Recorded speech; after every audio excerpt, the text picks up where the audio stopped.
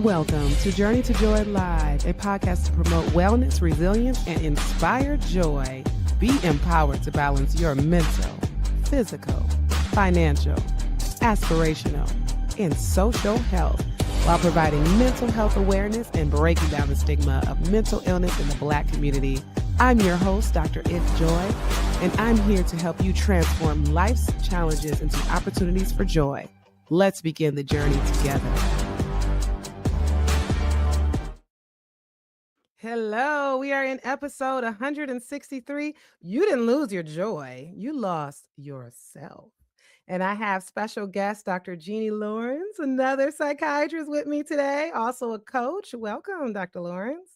Thank you. Thank you for having me. Of course, it's always nice to have a fellow psychiatrist on. And just take the time and tell us more about yourself other than a psychiatrist, or what kind of psychiatrist you do, where you work, and also what you do outside of psychiatry. Okay. Yeah, so I'm a board certified psychiatrist, adult psychiatrist, and I have a special interest in women and high functioning women in particular.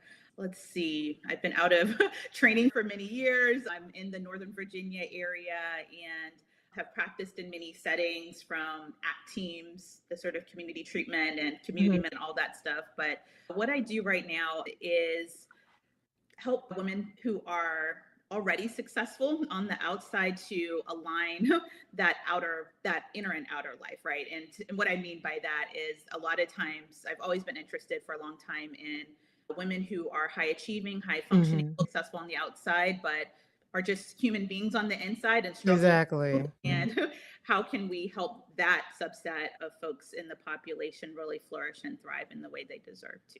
Yeah, I'm really feeling that, because that's my population too. I don't know if everybody's story is this way, but of course I started out with helping underserved populations, disadvantaged, single moms and things like that. And I still care so much about that population. But like, the further I get in, and I feel like the more higher achieving I get with myself, I want to help the higher achieving women, because I feel like, whoa, there's so much underneath that we're dealing with. We're masking and we're going through it, the burnout and deeper issues. So it's just like, that's how I found my interest into it. How did you find your interest in high achieving women? Similarly, I started also with underserved population. Like I said, my job was as an ACT psychiatrist. So that's a very underserved population of folks who have chronic and severe mental illness. And I really loved that. And I still love that population. But Yeah. to your point, the high achieving, successful on the outside woman, and I work with physicians specifically, I find that this group, and so I don't really see it as a departure from wanting to work with people who are underserved. It's just that I notice right in the beginning that folks like me and you and a lot of the listeners, I'm sure, who have maybe the education and the accolades and the achievements and all of those things, don't necessarily always get the support we need, because things look so good from the outside. And so people can't see that invisible struggle. And so that makes it really hard. And I didn't find that there was always a good place in mental health, at least the way I trained, for this subset of people. And so I still see myself as working with underserved people. Okay, for sure. That's awesome. But yeah, it's like the higher achievers, it's like we have this superwoman cape on, and to one extent, we like it, we enjoy it. But then also, since that's what we're known for, we feel like we have to keep being that strong person. And it is lonely being that strong person, doing everything for everyone. And therefore, you definitely can turn into that burnout. And that's what we're here talking about. I saw you on LinkedIn. I said, oh, she focuses on all the things that I focus on in Journey to Joy Life. So that's what's so nice to have you. So as far as you didn't lose your joy, you lost yourself, because I believe that is one of the topics that you brought to me. What is the difference between losing your joy and losing yourself? It's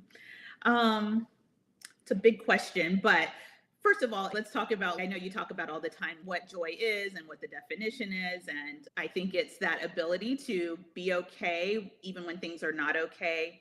And also to be okay, I would add to that, also to be okay when you're not okay. Be okay with yourself when you're not okay. And what I mean by that is, a lot of times when a high achieving woman finds herself struggling, there's a lot of judgment and shame that she has about it. There's Yeah. a lot of, I shouldn't be going through this. I should be able to figure this out on my own. That can keep us stuck in that same place for longer than necessary. And it's because we don't realize that underneath the superwoman cape, we're humans too. And so we're allowed to struggle sometimes, and that is okay too. And yeah, being okay when things aren't okay, but also being okay with yourself when you are struggling is a part of joy. And so Mm-hmm. I think your question was, It's a what's the difference. difference, right, between Yeah. losing your joy and losing yourself? So, I yeah. think that I work with women who are burned out, like, and physicians who are burned out and have these really beautiful careers on the outside, like we talked about, over time have drifted away from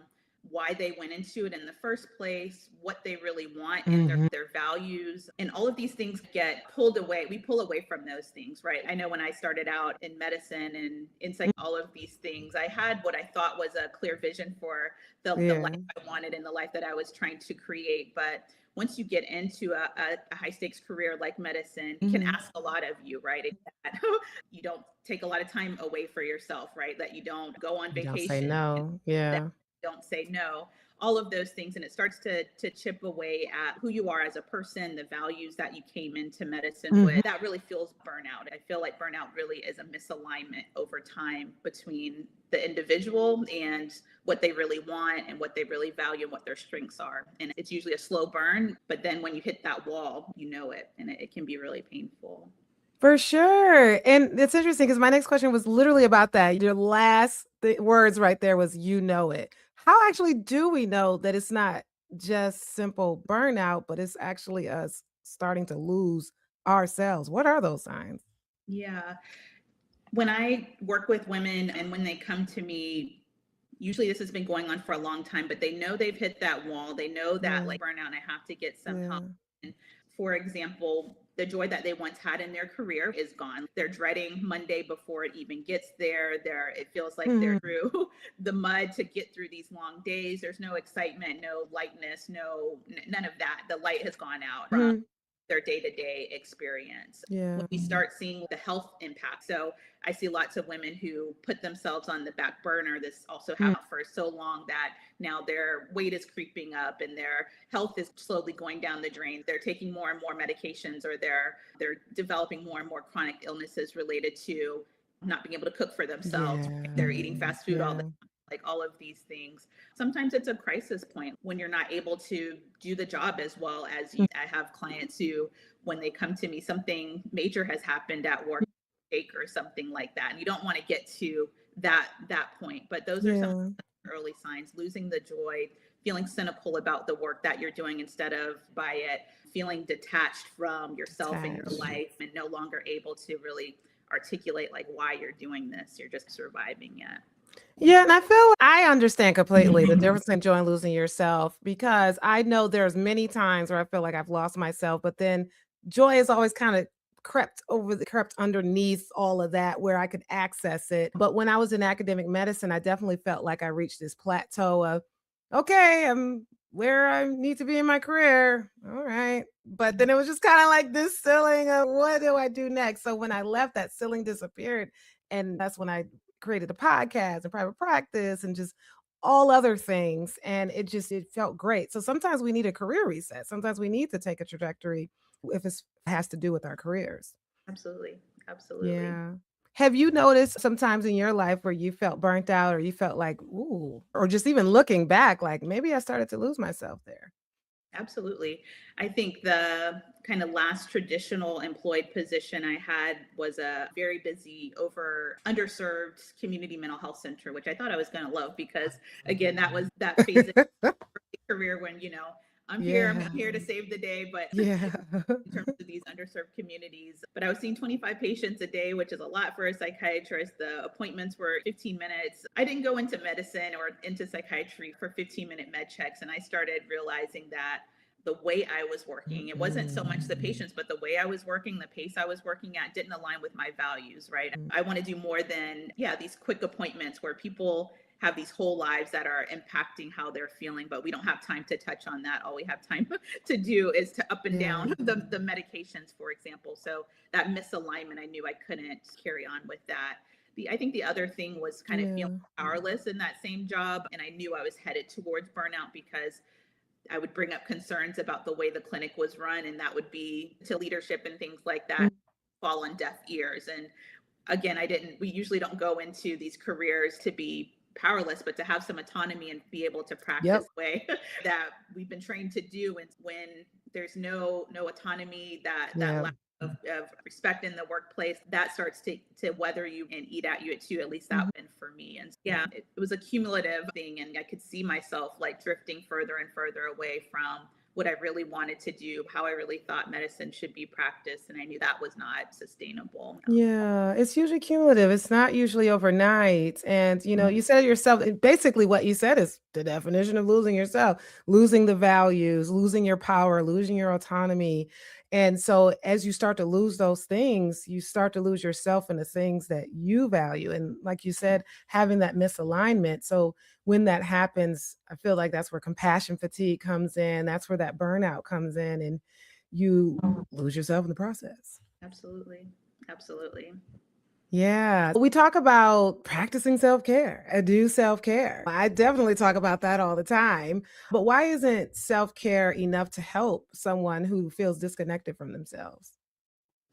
I think self-care is amazing, right? But a lot of times, just based on what we see on social media, et cetera, the definition, the way we define self-care falls short, right? We're thinking oftentimes of bubble baths and massage Yeah. and vacation, and I'm a fan of all of those things. Yet none of those things really address what we were just talking about, like the fact Yeah. way off course from the life that you want and your values and who you are as a person. And I think it falls short for those reasons because it doesn't address the root cause essentially. And it can become a band-aid, and you can Yeah. every month you can get your nails done every 2 weeks if you want and still feel like think something is off. It's why you can go on vacation sometimes and come right back and feel like you need a vacation from the Mhm. vacation, or you're Exactly. coming Good back point. that kind of thing. It's because the root cause hasn't been addressed. So we need to realize there is a root cause that's going on and address that. Of course, there's space for the little bitty self care that we talked about, or the larger, luxurious self care too. But if it's something that's a root cause, a more underlying career issue or relationship issue, then there's something bigger that needs to happen. So, how do you work with the high achieving women that you coach as far as how to identify those? Yeah. So I think one of the first things that I do when I'm working with a woman who is feeling like something is off, whether she knows the name for it or not, and she's Yeah. trying to find her way back to herself, is just to give a safe space. What I Mhm. notice is that high achieving women were the ones that everybody's looking to for the answers, right? We're the strong, Yeah. right? And so Yeah. we're carrying a lot, like our personal stuff, but also everybody else's Mhm. personal stuff. And oftentimes, again, like we talked about, there's this shame about not being able to carry it all forever. And so Mm. end up carrying this by yourself. You use the word, it's really lonely. It is really because you can feel like there isn't a safe place for you to Mhm. express that, to lay that down, to admit that you're having a hard time. And so it's very healing and cathartic just to find a safe place as a high achieving woman who's been carrying a lot for a long time, to just like no judgment, lay it all out there. Just that is very powerful and a very powerful first step and very necessary, I think. So we all need to get a coach is what you're saying. Or somebody that you trust, right? A Like therapist. it could be a therapist, right? I It could be love your it. psych, but like Mhm. where can you go where you can, yeah, take off that superwoman cape and just breathe, right? Just be the human that's underneath that, I think is really important, an important first step. That is awesome. So having someone or a safe space who you can talk to, whether it's a group or a individual expert that you go to, is definitely a good start. And so when you're coaching your ladies, do they end up, is it like a 12 week? Is it forever? Is it case by case? Yeah. I work with my clients for 12 months at a time, and Okay. purpose. Most of the time, nobody's getting into this like smoldering burnout that a lot of my clients are in when they start overnight. And we talked about how, yeah, it can be like a slow burn. You've probably been like functioning at this and over functioning for years, right? Mhm. The things that led to that don't necessarily just go away overnight, like in a Exactly. 12-week course or, or something like that. It takes time to settle your nervous system. It takes time to find that safe space to express all these things that you've been holding on for years, and it takes time to unravel the what's been going on for you in your own head, what's causing you to overfunction, what are the Yeah. beliefs and things that are creating these habits and these loops that aren't serving you ultimately. And 12 months is where I like to start lots of my clients. Then they want Yeah. to growth is an ongoing process, but I see huge transformation in that time from burnout to really taking control of their lives, which is really awesome to see. Yeah, I imagine there's a lot of mental concepts we need to unlearn. Just seeing our moms and ancestors being strong women, and now we need to be strong and we have to do everything, and just kind of unlearning that. But if someone's listening and they're just like, yeah, I've been everyone's wife, everyone's mom, everyone's boss, caregiver, helper, but they don't even know who they are anymore, where do they begin with finding themselves again? Yeah, slowing down enough, first of all. We talked Yeah. about finding that safe space, which is a part of it. But the whole thing is slowing down enough. Usually, as a high functioning, high achieving woman, you're like rushing through your day. You have this mile long to do list that's never done. You hit the floor running in the morning. Everything is like you're on autopilot essentially and in survival mode and just Yeah. moving so quickly that you're not really asking yourself or aware of like how you're really doing. You're not thinking about what you're thinking about. You're not really sure about even how you feel other than I'm just tired and exhausted, right? And Mhm. so you have to slow down enough to access that. We're always the ones asking Slow other down. people, how are you doing? And we never turn that back on ourselves. So slowing down enough. For some people, that is, I have clients who take sabbaticals and FMLA if you can do long periods of time like that. But it can start with something much more simple, starting a small routine of breathing intentionally, like a busy day, or starting your morning Mhm. off with yourself as opposed to waking up immediately and tending to everybody else. Little micro moments that are slowed down just for you to check in with yourself is a good starting point because it allows you to then Yeah. put a name to how you're feeling and how you're doing. And once you Yeah. know, then you can say, okay, if the answer is I'm burned out, I'm depressed, whatever the case may be, now I can think about what my next steps are. But we can't do that when we're rushing through life at 100 miles per hour. So, And yeah. that's exactly what we're doing. If we're carrying all these roles and doing everything every day for everyone and not getting enough rest, we're not slowing down. So that's always important. Slow down, self reflect, focus on yourself, especially if you're able to get up early enough to focus on yourself and not on everybody else. Because I try to be strategic on let me not look at my phone. The first thing I do is open my eyes and look at my, no, I cannot do that. Yeah. And then watching the doom scrolling, the digital input that we have as well. So all of those are important. What role do you think people pleasing plays in losing ourselves? Oh my That gosh. seems pretty obvious. It's pretty central. I think like most of the problems that a high achieving, high functioning woman who is feeling burned out can be traced back to some kind of lack of boundaries, people pleasing. And Yeah. I think it's huge. And I think it's no fault of the person, right? I think sometimes that label people pleasing, there can be some shame with that. Like Yeah. I had clients say, they see the pattern. I'm just a doormat. I can't help but say yes. They don't like for it.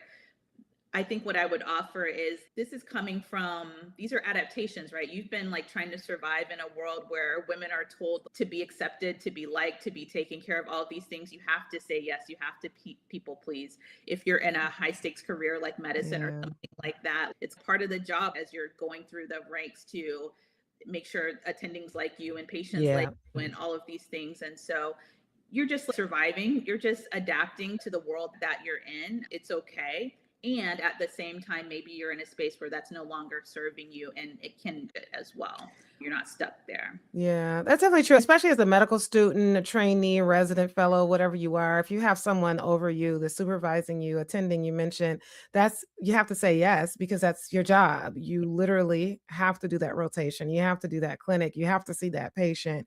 And when I'm seeing or coaching or supervising fellows and residents, I make sure to tell them when you get out and graduate, this is now your time to say no. You are allowed to say no. You're allowed to ask about compensation and money because that's a whole nother thing that us women are afraid to ask about. But just knowing your worth and knowing, hey, what's the compensation? Am I Yeah. actually passionate about this thing? Do I really even want to do it? It is super important. And the people pleasing, kind of gives that connotation of a lack of confidence because you feel like you have to please in order for people to like you. But then overachieving or high achiever kind of gives that confidence assertive. So it's kind of like an oxymoron, but you can have all the above.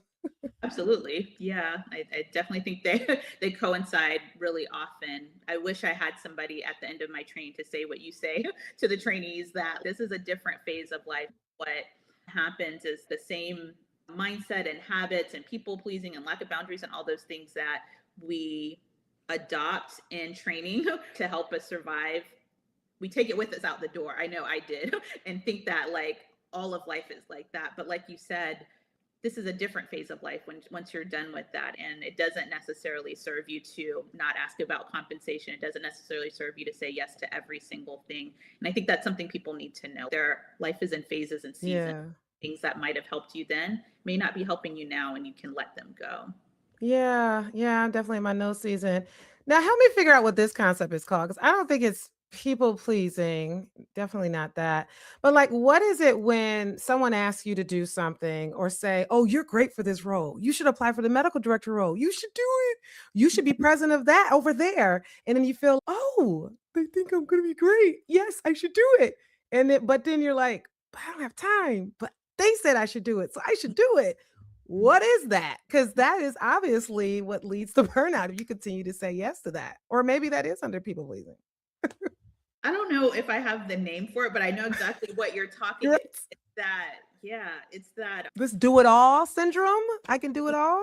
you just coined it. I love it. But I think it's Okay. important to notice that, just like you said, there are pros and cons to the habits that we have. And so people pleasing, we think about it like we've talked about as like a negative and something we want to break out of because it's creating burnout.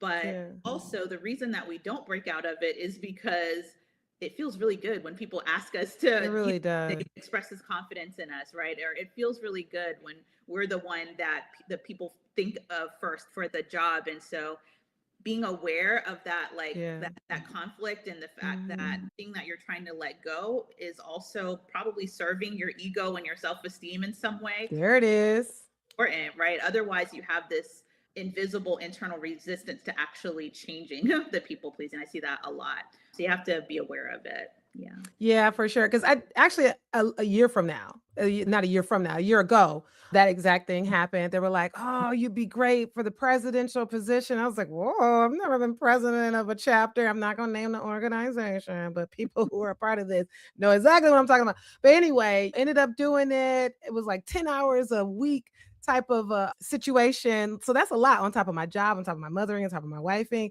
But it felt good because I'm like, "Oh, I'm doing this. I'm able to do this." Because I know when I put in my all, it's not 100%, it's 1,000%.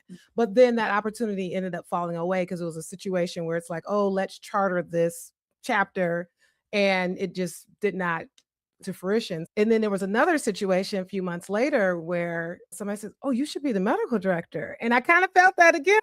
But then I learned, I said, "No." And I even spoke to the CEO. I was like, "So what's the conversation again?" Mhm. And what's so awesome about leadership, leaders are can be amazing. They could be selfish, but then they can be amazing. But what's so awesome about his answer is he said, "You know what? You have to think about, are you passionate about this?" And I thought about it later. I was like, and I don't know what he meant. Did he actually mean if you're so passionate, you wouldn't worry about the conversation? So that could have been a part of his answer too. But I took it as, you know what? No, I'm not passionate. So it really won't matter what the conversation is. So I'm not going to do it. So it's just like a matter of, no, you don't have to Mhm. say yes to everything just because they say you are great. Oh, I Yeah. know I'm great. You can respond, I know I'm great, but I got all this over here. It's a Yeah. no for now. Not even a no for now. It's a no. Yeah. Period. I got Period. an episode on that. No is a complete sentence. Absolutely. I like what you did there too. I feels like the difference between the first ask and the second ask is that, like we were just talking about, you were able to slow down and think about it for a minute. That's what we're talking about. Like sometimes we're so like automatic, like with the yes, and we're so on autopilot and we're so like unaware of again what we want, what we need. Are we passionate? Is this the right move? And we're moving so quickly that you can't slow down enough to think about what you thought about the second time, which allowed you to say no. And yeah, slowing down, taking a breath, like thinking about what you're thinking about. Yeah. And what's the line. opens up that space, I think, to say no when you need to say no. And being okay with maybe you did say yes right away and you thought about it and you need to go back and say, no, it's okay. That doesn't mess up your reputation. But that's just it. Why do so many women feel guilty when they start choosing themselves again? Oh my goodness. The conditioning, this is the guilt didn't just fall out of the air, right? Like this is like centuries of, again, being in a world and in a society that says you are a good person, you're a good woman, you're a good wife, mother, doctor, whatever the case may be, if you say yes all the time, if you are a martyr, like if you give it you're all the time, like that's how you are good. And we all want to be good. And so that when we try to do anything different from that, like, oh my goodness, the guilt can be heavy and paralyzing and can keep it, like the guilt is so much that even when you see how saying yes to everything is actually harming you in a way and creating this burnout, Mm. the guilt feels even worse than that. And so people continue to say Yeah. yes. Yeah. It's a lack of Yeah. being able to deal with that emotion. Yeah. What do we need to break through to not have that? Because there's a mom guilt, there's wife guilt, there's all the guilts. Mhm. Just a conversation with ourselves. It's a conversation with ourselves, but what specifically needs to happen in the conversation is first naming what's happening, right? This Yeah. goes, you have to slow down. You have to say, okay, I feel really guilty right now. I'd really like to say no, but I feel really guilty. Recognizing, secondly, that the guilt isn't a problem. It's sometimes we are Yeah. either waiting to be guilt free before we Yeah. set a boundary or something like that, or Mm, we're feeling guilty and then calling ourselves a people I pleaser, all of love that. it's more naming the guilt and just being okay with the fact that it's there and understanding like where it's coming from, right? If you're feeling guilty about saying no to an extra committee, it doesn't mean you're a bad person. It doesn't mean you're weak or a people pleaser or anything like that. It's really probably showing that you really care about contributing to your organization. You really care about the work that you do. That's why you feel guilty. If you can trace the guilt back to the value, Yeah. right? Your Yes. is a beautiful one. Okay, what's wrong with caring about my work? Nothing, right? Then the guilt kind of loses its power. And so then you can say Mm. no, right? Even with that little bit of guilt, because you're no longer, at least you're no longer in a fight with the guilt, right? So you can say, Yeah. yeah, I feel guilty. I know my guilt is coming from a good place. I'm gonna say no, even if it's there, Oh, and I know I'm good. gonna be okay. Yeah. That's really good. You definitely need to be able to do that. And it's a matter of asking yourself, is this ask or responding yes or no to this thing? Is this going to help me find myself or lose myself? So, real quick, let's play a game, a rapid fire game. I'm going to name an issue or thing, and I want you to tell me, is it going to lead to finding yourself or losing yourself? Okay. Perfectionism, That is going to lead to losing yourself. Yeah. people pleasing, we just talked about, Losing yourself. Yep. boundaries, Finding yourself. How strong. comparison. Oh, wait, what? It's going to show you how strong you are when you can set those boundaries. Exactly. Yourself. Comparison, Ooh, losing yourself. productivity. That's a tough one. Ooh, that It can is. go both ways, right? Like over functioning, over productivity in the wrong direction definitely can cause you to lose yourself. I think productivity in the direction of your values, your dreams, and who you truly are, that's a good thing. Because you might think you're being productive because you were responding to emails at midnight. Yeah, that's the lose yourself. That's the lose Exactly. yourself. So then that doesn't Yeah, work. Two more, rest definitely finding yourself. and purpose. Definitely finding yourself. Yeah, that's good. So yeah, it's a matter of going back to where you were when you first wanted to be that thing. What do you want it to be? And do you you have that now? Do you have that value? And yeah, sure, maybe a lot of us are living that dream career, that dream marriage. I got my kids, I got the dog, the picket fence, as they say, Mhm. the house at the end of the cul-de-sac, but then just something's missing. So it's a matter of asking yourself, what is missing and why? And where do I need to add it in? And what do I need to delete? Especially the delete part. Sometimes we're trying to add more onto an already full plate. Yeah, what can I take away? I love that. Yeah, for sure. Thank you so much. I realize we're continuing to talk here and the time is just ticking. It's been so great to have you on. You can find Dr. Lawrence on Instagram and Dr. Jeannie Lawrence, MD, and tell us what we find at when we go to this website. Yeah, at jeannielawrencemd.com/sanctuary, you'll find the way I help high achieving women now, and especially women physicians, but high achieving women who are dealing with exactly what we talked about, the life that looks really amazing on the outside, the success and all of that, but inside might be struggling with burnout or any other kind of emotional overwhelm and exhaustion. And how can you find your way to a life that feels as good on the inside as everybody sees on the outside? So that's my coaching I love practice and it. how we can work together. And if you're interested, let me know. That's awesome. So, of course, you coach and you can coach anywhere overseas. Now, as a psychiatrist, do you have a private practice?